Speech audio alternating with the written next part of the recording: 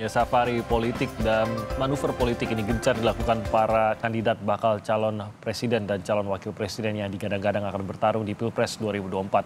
Sejauh mana saat ini komunikasi politik dan konsolidasi yang dilakukan masing-masing kubu? Pagi ini kita akan bahas dengan sejumlah narasumber. Di antaranya ada anggota Dewan Pembina Partai Gerindra, Bang Andre Rosiade, ada Ketua DPP P3, Bang Ahmad Baidowi, dan juga Direktur Eksekutif dari LSI, Mas Jayadi Hanan. Selamat pagi, Mas Jayadi, Pak Baidowi, dan juga Bang Andre. Selamat pagi. Terima kasih sudah hadir bersama kami. Waalaikumsalam.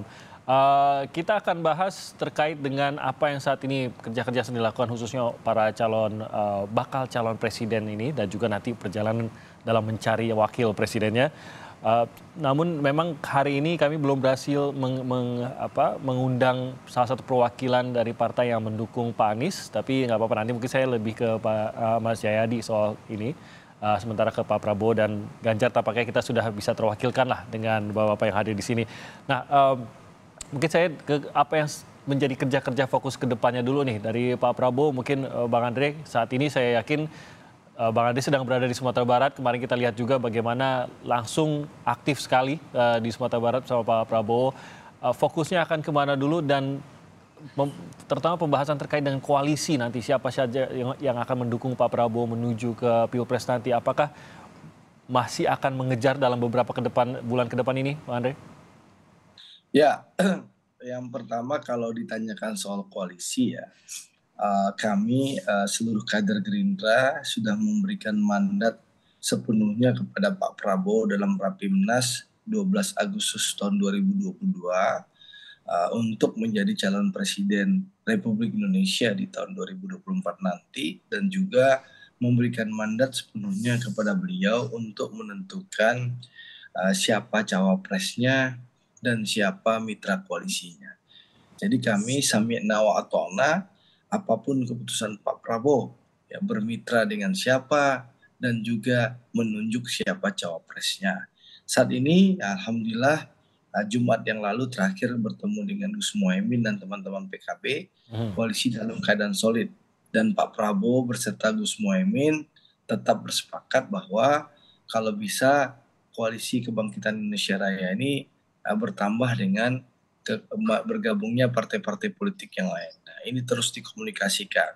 Nah, sedangkan kami, para pendukung beliau, terus bekerja keras, meyakinkan masyarakat, mengajak masyarakat untuk memilih beliau dan terus menjawab tuduhan maupun fitnah terhadap beliau. Saat ini contohnya saya sebagai kader Partai Gerindra, sebagai kadernya Pak Prabowo, ada di Sumatera Barat, berkeliling Sumatera Barat, menemui ribuan masyarakat Sumatera Barat, sehari bisa 7-8 titik berkeliling menemui dan mengajak masyarakat Sumatera Barat bergabung memilih Pak Prabowo Subianto. Itu yang kita lakukan. Bagaimana meningkatkan elektabilitas, bekerja keras di lapangan, dan juga mengajak seluruh kader dan pendukung Pak Prabowo bukan hanya berkeliling menemui masyarakat, tapi juga aktif secara organik di media sosial. Dan alhamdulillah ini yang mungkin tergambar dalam survei Bang Jayadi Hanan itu, bahwa dari Oktober beliau di nomor 3, mulai November perlahan tapi pasti sampai sekarang beliau trennya naik terus. Pendukung beliau yang sempat lari gara-gara tuduhan fitnah, hoax terhadap beliau itu sudah mulai kembali ya. Tidak lagi ada larinya pendukung Pak Prabowo dari basis 2019, bahkan yang sempat lari sudah mulai kembali.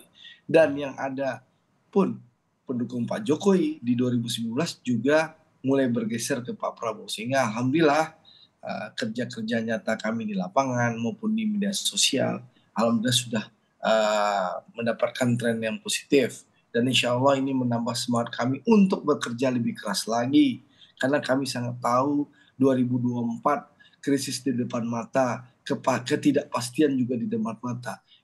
Indonesia butuh pemimpin yang kuat dan bisa mempersatukan. Jawabannya hanya satu, Pak Prabowo Subianto. Seperti itu, Mas Jimon. Baik, Pak Andre, saya ke Pak Baidowi. Ini menarik kalau dari P3, koalisinya sudah terbentuk, lalu pada saat ada pengumuman khususnya dari PDIP, tampaknya P3 juga mengamini akan mendukung Ganjar Pranowo juga.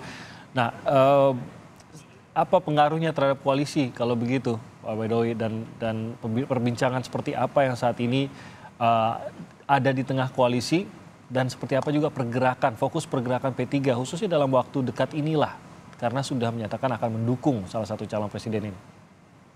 Ya, Koalisi Indonesia Bersatu atau KIB dibentuk setahun yang lalu untuk menjajaki kerjasama politik ketiga partai menghadapi pemilu presiden.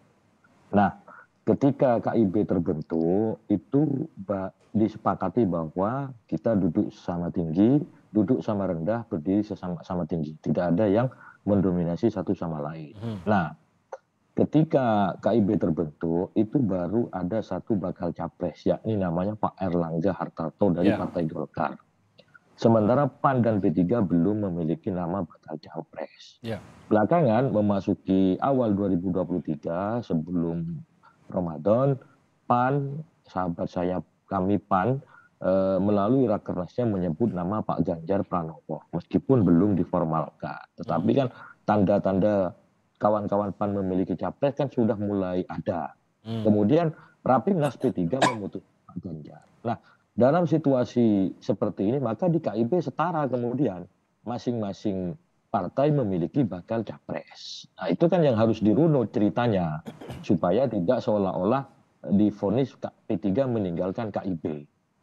Ini kok kita baru memposisikan sejajar sudah dibilang meninggalkan. Apalagi nanti kita meninggalkan beneran kan begitu. Nah, kemudian ternyata capres dari P3 itu sama dengan yang diusung oleh PDIP, yakni Pak Ganjar Pranowo. Maka tentunya berdasarkan hasil Rapimnas kemarin, langkah-langkah yang dilakukan oleh P3 pertama berkomunikasi dengan KIB sudah terjadi, menyampaikan hasil Rapimnasnya di KIB bahwa P3 saat ini sudah memiliki capres. Kalau sebelumnya belum ada, hari ini ada. Kemudian minggu kemarin kita berkomunikasi dengan DPP PDIP, dipimpin oleh PLT Ketum, diterima oleh Bu Mega dan jajarannya. Menyampaikan hasil Rapimnas, kenapa? Karena Pak Ganjar adalah kader PDIP. Sebagai etika politik, kita menghormati fatsun politik, Pak Ganjar itu kader PDIP. Istilah Jawanya, kita kulonwun atau permisi kepada PDI bahwa kita mengusulkan kader Anda sebagai calon presiden, ada kesamaan. Terus bahasa PDIP adalah kerjasama politik antara PDI dan P3. Pertanyaannya kemudian, bagaimana dengan KIB? Sampai saat ini KIB masih berlangsung. Karena pertemuan terakhir kemarin disepakati bahwa kita terus akan melakukan konsolidasi. Maka prediksi kami, kalau ternyata nanti capresnya sama dengan P3, yakni Pak Ganjar Pranowo, yang hari ini sebagai Gubernur Jawa Tengah, maka ya kemungkinan besar KIB akan bergabung dengan PDIP menjadi KIB plus. Kalau ternyata capresnya tidak sama, ya mohon maaf, harus berakhir. Tentu karena masuknya dulu bareng-bareng berbaik-baik, maka bubarannya itu juga harus baik-baik. Tapi kita tidak mendahului teman-teman yang lain, silahkan berproses di internalnya untuk menetapkan capresnya masing-masing. Berarti nasib KIB sekarang di tangan Golkar gitu ya, Mas Bedowi? Apakah searah dengan PAN dan P3 atau tidak gitu? Ya di tangan bertiga, tidak hanya Golkar. Kalau ternyata tiga-tiganya tidak sama, ya apa boleh buat gitu. Kalau ternyata sama, ya berlanjut ke kerjasama yang berikutnya gitu. Tapi dari awal memang tidak ada komitmen, karena kan tadi seperti yang tadi Anda katakan juga sebenarnya pada saat terbentuk KIB ini baru satu nama nih yang keluar yang kira-kira nanti akan dicalonkan sebagai capres, yaitu Pak Airlangga gitu. Memang tidak ada kesepakatan apapun dari awal harus akan mendukung Pak Airlangga atau ini kita terbentuk bersama-sama untuk mendukung Pak Airlangga sebagai salah satu atau satu-satu yang sudah mengarah ke capres pada saat itu.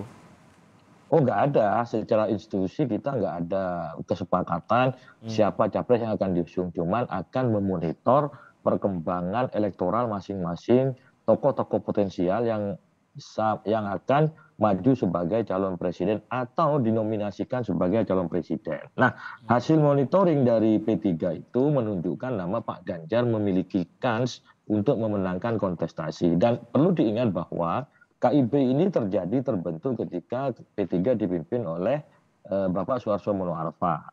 Yang koordinator KIB dari P3 adalah Pak Mardiono. Artinya keberlanjutan sebenarnya. Persoalan hari ini P3 dipimpin oleh Pak Mardiono itu kan hanya keberlanjutan dari sejarah. sejarah P3 itu sendiri. Dan setidaknya kami hari ini fokus bagaimana memenangkan pemilu legislatif sekaligus juga menopang pemenangan Pak Ganjar Pranowo, yakni melengkapi eksistensi, popularitas, elektabilitas Pak Ganjar dari sisi komunitas Islamnya. Karena kalau PTI dengan P3 ini kan klop, satu sama lain saling melengkapi. Oke, saya ke Mas Jayadi. Makin mengerucutnya dan makin mengkristalisasinya dukungan dari partai-partai politik, baik itu koalisi ataupun yang belum terbentuk sebuah koalisi kepada calon presiden atau bakal calon presiden tertentu ini. Sebenarnya pendorong utamanya tuh yang Anda lihat Mas Jayadi apakah memang berbeda-beda lah. Kalau misalkan Gerindra, memang Pak Prabowo termasuk yang unggul di dalam survei. Tapi kalau nggak unggul pun rasanya nggak mungkin juga Gerindra tiba-tiba tidak mendukung Pak Prabowo untuk maju sebagai capres gitu. Beda dengan mungkin P3 yang melihat, seperti tadi kata Mbak Dowi, memang sambil melihat P3 ini. Siapa nama-namanya dan siapa yang bergerak di dalam survei dan mempunyai kans yang lebih besar dan mempunyai kesepahaman yang sama gitu. Lagi-lagi kalau memang kansnya besar tapi nggak cocok kan juga mungkin nggak tiba-tiba didukung juga. Tapi kalau memang cocok dan punya kans yang besar, ini dengan mudah bisa menarik partai-partai yang searah ini untuk langsung menyatakan dukungannya begitu. Apa sebenarnya yang akan membentuk koalisi akhir itu apa sebenarnya, Mas Jayadi? Oh, faktor pembentuk koalisi ya kalau sekarang sepakat capres apa enggak kan gitu. Setelah itu kan setelah itu langkah kedua, cawapresnya sepakat apa enggak? Karena yang pengen cawapres kan banyak. Kita ingin cawapres gitu. Lalu yang berikutnya adalah kalau ada partai yang cawapresnya tidak bisa dimajukan misalnya, atau capres yang tidak bisa dimajukan, apa konsesi politik yang diberikan kepada partai tersebut gitu. Jadi faktor-faktor itu yang tidak mudah untuk ditentukan gitu. Nah, kembali ke soal KIB, memang PAN sama P3 lebih fleksibel bergerak karena PAN sama P3 kan tidak punya kader internal yang mau dimajukan sebagai capres. Termasuk juga cawapres tampaknya ya. Karena yang disebut sebagai cawapres pun kalau di PAN itu kan ada Ganjar dan Erik ya, juga nama lain gitu. Demikian juga di P3 gitu. Lebih fleksibel. Nah, Golkar punya capres, cuman masalahnya seperti Mas Timothy sebut, Golkar punya capres, tapi elektabilitasnya tidak setinggi Pak Prabowo, tidak setinggi Pak Ganjar, tidak setinggi Pak Anies, sehingga PAN sama P3 mikir-pikir dulu kan untuk memajukan Erlangga gitu. Kalau soal KIP ditanyakan, maka KIP tetap akan relevan kalau pertama Golkar sepakat dengan capresnya, yaitu Ganjar satu. Jadi kalau ditanyakan posisi Golkar menjadi penting untuk menentukan apakah KIP berlanjut atau tidak ya, posisi Golkar bahwa dia ditentukan oleh bersama seperti ke Bang Awi ya, tapi posisi Golkar, apa sikap Golkar itu menentukan. Golkar sepakat capres mungkin masih bergabung, tapi harus ada persoalan kedua, apakah Golkar sepakat juga dengan cawapresnya. Katakanlah misalnya P3 mengajukan Sandi sebagai cawapres, yang kita dengar-dengar begitu antara lain ya, atau PAN mengajukan Erik, artinya bukan Pak Erlangga dong, ya kan? Ya. Nah, jadi apa sikap Golkar? Itu pertanyaannya. Maka KIB itu memang di ujung tanduk saat ini. Dan bergantung pada Golkar sebenarnya, walaupun lagi-lagi kesepakatan bertiga. Tapi yang menarik gini, Mas Timothy. Gerakan P3 kemarin yang mencalonkan Ganjar itu membuat pertanyaan terhadap dua koalisi, yaitu koalisi KIB, yang kedua wacana koalisi besar. Jadi gerakan P3 itu sekaligus tampaknya agak memorak-morandakan wacana koalisi besar antara KKIR sama KIB. Kenapa? Karena kalau koalisi besar mau terbentuk kan P3 berarti sudah nggak lagi, dengan catatan koalisi besar kan Pak Prabowo capresnya. Gitu. Kecuali kalau Pak Prabowo berubah misalnya, kata Bang Andri susah ya berubah. Misalnya tiba-tiba Pak Prabowo jadi cawapres kan susah tuh melihat elektabilitasnya yang cukup tinggi sekarang. Jadi sekali mengayun P3 ini membuat pertanyaan untuk dua koalisi sekaligus gitu. Nah mungkin benar nggak Bang Andre, jadinya koalisi besar bersama Indonesia Raya ini agak sulit jadinya kalau begini? Kalau Partai Gerindra jelas ya, sikapnya tidak pernah berubah-ubah, konsisten. Kami akan mengantarkan Pak Prabowo menjadi calon presiden. Kalau misalnya, tapi tentu kami sudah bersepakat, Pak Prabowo dan Gus Muhaimin sudah bersepakat bahwa membangun Indonesia itu harus dilakukan secara bersama-sama dengan semangat gotong royong. Apalagi kita tahu Pak Prabowo adalah tokoh pemersatu bangsa yang tidak punya masalah atau handicap dengan partai maupun tokoh yang lain. Pak Prabowo dengan Ibu Mega seperti kakak dan adik, Pak Prabowo dengan Bang Surya juga seperti kakak dan adik, Pak Prabowo dengan Pak Mardiono bosnya Pak Awi ini juga baik hubungannya, dengan Pak SBY juga baik, Kalau kedekatan kita nggak ragu lah Bang Andre. Iya, kalau kedekatan kita nggak ragu, tapi seperti kuncinya tadi kata Mas Jayadi, kuncinya adalah siapa capres yang didukung. Sehingga kalau memang dari KIB khususnya tadi dirujuk seperti P3 sudah menunjuk ya capresnya bukan Prabowo, maka ya tidak mungkin juga bersama-sama dengan Gerindra begitu. Ya kami masih optimis karena komunikasi terus berjalan dan berlangsung gitu loh. Bahwasanya insya Allah koalisi kebangkitan Indonesia Raya ini akan bertambah dengan bergabungnya partai yang lain. Tapi ini kan komunikasi masih berjalan, ya biarkanlah pimpinan partai saling berkomunikasi, yang di bawah terus bekerja saja di lapangan supaya kalau Bang Jayadi survei lagi tren terus naik gitu deh Bang. Nah, itu yang paling penting. Yang jelas kami saat ini sudah on the track karena apapun lembaga surveinya, head to head Pak Prabowo melawan Mas Anies, Pak Prabowo unggul. Head to head Pak Prabowo dengan Mas Ganjar, Pak Prabowo unggul. Dan insya Allah mau 3 pasang, ya insya Allah kami optimis kalau 3 pasang Pak Prabowo lolos putaran kedua dan siap head to head. Mau lawan Ganjar kita alhamdulillah unggul, lawan Anies alhamdulillah kita unggul. Insya Allah seperti itu. Jadi kami fokus saja bekerja. Kami serahkan sepenuhnya kepada Pak Prabowo untuk terus berkomunikasi dan membangun koalisi. Kami kader beliau sami'na wa ta'na, bekerja keras akan memenangkan Pak Prabowo. Dan alhamdulillah sudah terlihat. Survei Bang Jayadi kan bisa ditanyakan. Pak Prabowo ingat lawan Mas Ganjar kan Pak Prabowo yang menang. Gitu Pak Kiai. Oke Bang Andre, saya ke Mas Baidowi tadi menanggapi apa yang dikatakan Mas Jayadi bahwa keputusan dari P3 ini sebenarnya membuat agak gundah gulana di dua koalisi begitu, termasuk juga akhirnya seperti menutup pintu koalisi besar karena mau tidak mau calon presidennya berbeda gitu Mas Baidowi. Ya, sedari awal P3 tegaskan tidak yakin dengan koalisi besar. Kalau koalisi besar dimaknai menggabungkan KKIR dan KIB. Kalau basicnya adalah pertemuan di PAN, itu kan sebenarnya PDIP juga diundang, cuman kebetulan lagi luar negeri gak hadir. Koalisi besar tidak melibatkan PDIP itu agak susah, itu satu.